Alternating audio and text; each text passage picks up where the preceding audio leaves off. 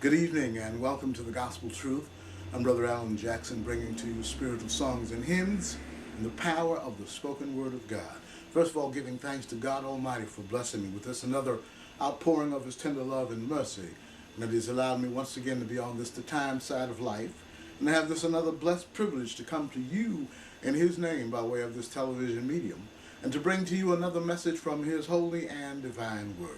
And as I always do, I'd like to continue to express my appreciation and my gratitude to the production staff for their diligent service to the gospel truth. And I'm praying that God will continue to bless each one of them with those things that he knows that they are standing in need of. And I'm praying on your behalf as observers of the program. And I'm praying that God will continue to bless you and your family members with all those things that he knows that you're standing in need of. And of course, I'm encouraging you to pray on my behalf because I'm also standing in need of prayer. And it's only God who can provide me with those things that I'm standing in need of. And yes, we're still in the month of February and we are paying tribute to Black American history. This evening, I will be bringing to you an attorney, a Black American attorney who's 90 years old and he's still practicing law here in the state of California. And he will shed some light over things that he has experienced as a result of serving as an attorney in the state of California. So without any further remark, Attorney Hiawatha T Roberts. Good morning and welcome, Attorney Roberts. Thank you, Brother Jackson. I'm going to talk about one of the problems which I have considered for the last 10 years in the probate court in Alameda County. Traditionally, black people across the country have lost millions of acres of land and millions of dollars in the probate court. The probate court is a court where when a person dies, they have to make a transfer of their assets to their heirs, and it's normally done through a probate proceeding. Today we have living trusts which help a lot in avoiding that process. Now for years, black lawyers were not allowed to practice in the probate courts in the countries across, and the courts across the country. A white lawyer always was the person representing one in a probate proceeding, and they succeeded by unethical processes to transfer the property to their friends or other people of non-black character.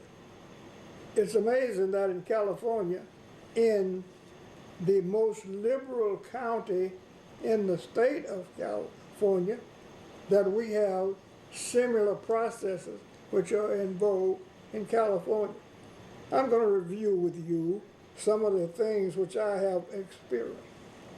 The format employed most frequently by the Alameda County Probate Court is that on a sizable estate, $100,000 or more, the designated decedent's personal family representative is removed as the representative of the estate in the court for minor reasons.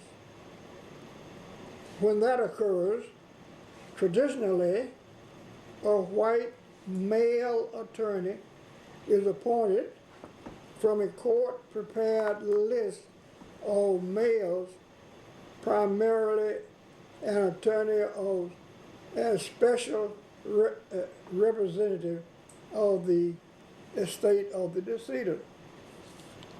The new appointee attorney normally lists any real property which is in the estate to be sold for cash. No accommodation is made to allow a family member to purchase the property who traditionally want to use a mortgage to acquire ownership, but that is not allowed in Alameda County. No effort is made to improve the property, like a paint job and new rugs or anything, to maximize on the value and the sale. When the sale occurs, there are two types of people who normally appear who have cash.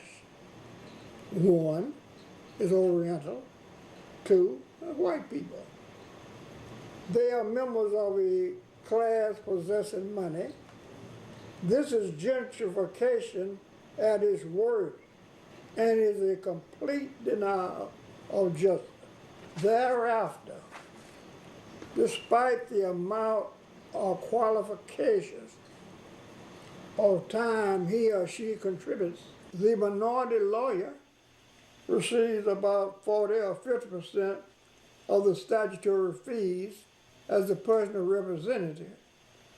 Or if there's a minority lawyer, they also receive only 40 to 50% of the fee structure which is provided for by the state legislature. I have been practicing law continuously and uninterrupted for over 42 years in Oakland, California. Presently, I live in Castro Valley. Now I'll tell you a little something about Hiawatha Roberts.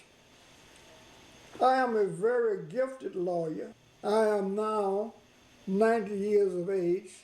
My date of birth was November the 11th, 1926, in Marlin, Texas. I have had lots of problems getting adequately compensated in the probate court. A judge has to make a ruling on how much of the state allotted money that they would pay you for services. Normally, you don't have any trouble if you are allowed to conclude a case and getting the fees that provided for by the statutory scheme. However, there are a lot of additional money that you earn, which the court has the discretion of deciding what your value is or was for those two things, like sale of an automobile, filing a lawsuit against someone who owes the decedent money, sale of real estate, and other litigation which the court places a price on for your determination. I say that I am a very skilled and competent lawyer who have been deprived of a lot of income ranging upwards of $1 million in the probate court. The reason I am primarily in the probate court now is that years ago, as a result of my 62 years of practice, I drew up a lot of wills for people. And when they passed on, I had the option of going to court to represent them as a part of my retirement scheme and the probate matters, because when you are paid adequately, you can earn a good living in the probate dealings. The reason I say that I'm very competent is the fact that for 62 years, there's never been any conduct on my part which caused me to be referred to the state bar for discipline. Not even as much as a oral reprimand suggested that I did something inappropriate and that should be careful in the future as to how I proceeded. Your law practice, was it primarily in California, or did you practice in any other state? Never practiced in any other state. and very little practice in any other county except Alameda. Although I practiced in San Francisco and Richmond, Vallejo, Sacramento, Los Angeles, occasionally. Of all of the probate courts which I have had the pleasure of practicing in, Alameda County is the most racist. One of the first and most devastating estate fee that I earned was in the estate of Melbourne Ford, probate action P240011 in Alameda County. Mr. Ford's wife, Lucy, also died near the same time, and her probate court action was P240826-6. Judge Marshall Whitley, an Afro-American. After I had spent 17 years litigating the case because there was a big complexity that had to be taken care of. This was 17 years on one case? Yeah. I had invested enough time in the case to be entitled to a fee of $235,000, and I had invested $65,000 of my own money in the cost which I sought reimbursement for. All of this was done at the direction of the judge himself in terms of encouraging me to continue to get the case closed even though there were no cash assets available. Of that $300,000 which I was due, after I had won the case, the court suddenly removed Tom Ford, the executor of the estate, with little or no reason, and appointed a white lawyer as the special administrator of the estate. And when he closed the estate after 1 year's work on his part, and he took a fee of $9,000 for himself and gave me $11,000 of the $300,000 that I was owed. I have not overcome that particular financial setback even today. The case was the case of the Love Perry Jones Trust, action P256105. Judge Whitley again refused to appoint my client a trust beneficiary who procured with my help the successful removal of the former beneficiary trustee who was ripping off the estate. Instead, he appointed a person who I had never known existed before from that list of white lawyers by the name of Philip Campbell, a non-party participant in the litigation up to the date of his appointment, all to my economic loss of some $50,000 that I had invested in that case in time. Are there any African American lawyers in that pool from which Campbell came from? There are no Afro-American lawyers. At one time was about 25 lawyers. It's now reduced itself to about 3 or 4. And there are no women. At one time there were 3 white women, never any black women, and there are no women presently. The next case was the estate of Hilt, RP0734 2-1. Judge Whitley again, according to my best recollection, is another case of a series of cases where attorney Philip Campbell succeeded in being appointed and recovering thousands of dollars in fees far in excess of the money that I was paid or the efforts that I have made on the part of the estate. Now, the process by which Philip Campbell has been appointed is by the probate examiner's office. The probate examiner's office examines all of the estates, what's going on, and makes a recommendation to the judges as to what they should do in a given instance in terms of removal of sanctions or appointment of a new person to the estate. Normally, the recommendations for removal made by the probate examiner's office is accepted by the probate judge without a question. One of the faults of the estate is that probate judges are not long-term judges.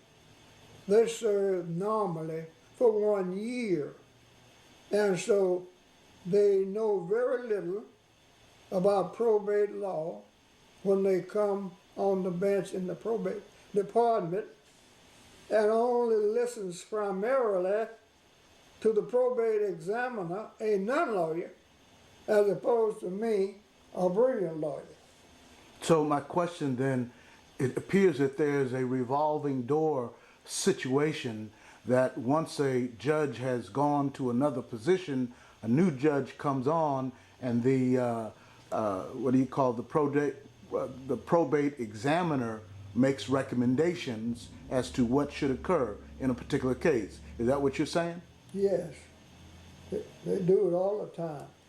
In fact, I have been representing the estate of Mattie Stevenson, which was your mother, and you were removed as the executor of her estate with very little justification, and in a process that the court could have allowed you to continue, and if they felt that maybe that they wanted to make sure that all their estate were available when their estate was prepared to be closed, all they had to do is tell you, okay, go ahead and get a bond.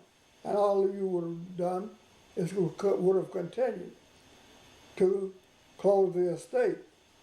The most significant part of that is that your mother, who I knew very well, we belonged to the same bridge club. She was a pretty good bridge player. But she had worked hard all of her life, and I knew a little something about some of the jobs that she held. I knew that she, like my mother, many years worked at the cannery during the fruit season. She purchased a 6-unit building at 1522 Berkeley, California. One unit was a 3-bedroom, 2-bath unit which a family occupied. And upon her death, she gave the family unit, the 3-bedroom unit, and made a life tenant of her daughter, specified that in her will, that your daughter, your sister, wants to live there for the rest of her life. Unfortunately, as a result of the Judge Castellanos, Cecilia Castellanos, removing you as the executor and appointing Philip Campbell again, we were denied the opportunity to close the estate, which we were all prepared for prior to Mr. Campbell's appointment.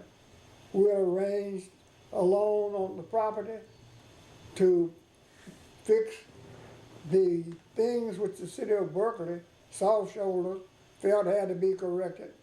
And we had a house, that the 3-bedroom in Oakland, that the family owned, that we were prepared to finance and keep it in the family.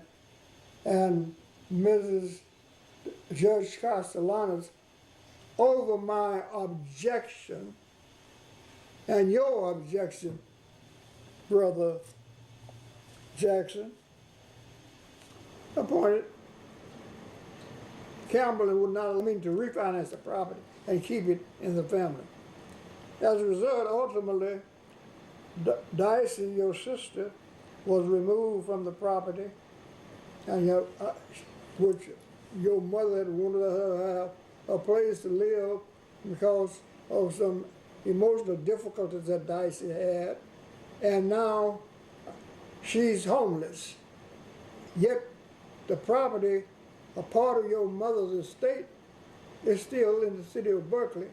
Recently incurred a fire, and it has to be a substantial amount of repairs made, but it has caused a lot of economic loss in the rents which the property would have reduced. There are several other serious situations, but let me tell you my opinions as to why Philip Campbell. Philip Campbell has appeared as a fee-sharing lawyer to my detriment in at least 5 cases in the last 10 years. I have no proof of this, but I know that the probate examiner's office makes the recommendations for the replacement of minority members who are removed, and it's always, so far, been a white attorney. And there's a rule of law which is called capping, C-A-P-P-I-N-G, which I have no proof that it's occurring, but I believe there is a reasonable suggestion that somebody in the probate office is being paid kickback to refer the cases out to white lawyers, because they're never referred to black female lawyers nor black male lawyers. To me, that is suggestive of racial prejudice. And I have been fighting the issue for the last 10 years, trying to get an audience with a newspaper. The only one so far has been willing to print an article was the Oakland Post, but the major newspaper and 7 on Your Side and many other the people and institutions that I have approached have refused to tell the story of what's going on in Alameda County.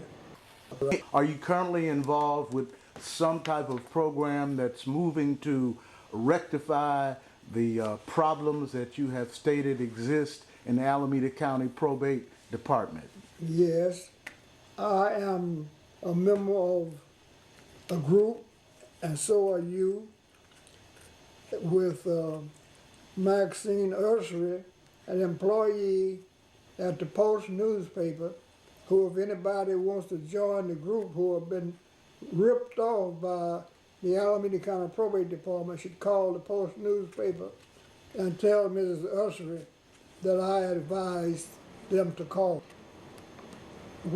In our efforts, we are trying to get the City of Berkeley Council and the Council of the Oakland City to recommend to the district attorney that they have the investigate this matter, if it's necessary to have a grand jury investigation that that type of thing occur, because it's very, very tragic. It's costing people a whole lot of money, and I worked hard, and it's hard for me to understand why, with my ethical standing and my legal competency, that the judge just elected the white judge not to pay me for it. Well, let me ask you also, is there any redress or an appeals process for, let's say, heirs of an estate who feel that they've been done an injustice by the probate department? Yes, there's always room for appeal, but you have to have some very strong factual and legal situations for the appellate court to reverse what a lower court has done. In other words, judges have a self-protected organizations whereby a judge can know that another judge has violated the law, but the particular judge who appeal is made to, appeal on the lower court level, won't touch it. Mr. Roberts, did you also serve as an attorney for the Oakland Unified School District? Yes, I was the first Afro-American ever to have the position as general counsel for the Oakland Unified School District. I served in that capacity almost 4 years. It's been a delight for me to have the opportunity to discuss these situations with you. Again, we'd like to express our appreciation and our gratitude to you for your candor and the ability in which you were able to shed some light on the injustices that we still experience. Is there anything else you'd like to say in conclusion? We should be expecting to continue our fight and accelerate our fight, because the incoming president has not made it clear yet whether or not he has any concerns for the plight of black folk in this country. As a black person, we knew that when he came aboard and said he's going to be a law and order president, that black folk were in trouble, because we have been under law and order regimes all of our lives. We know that where there is justice, that order prevails. Thank you very much.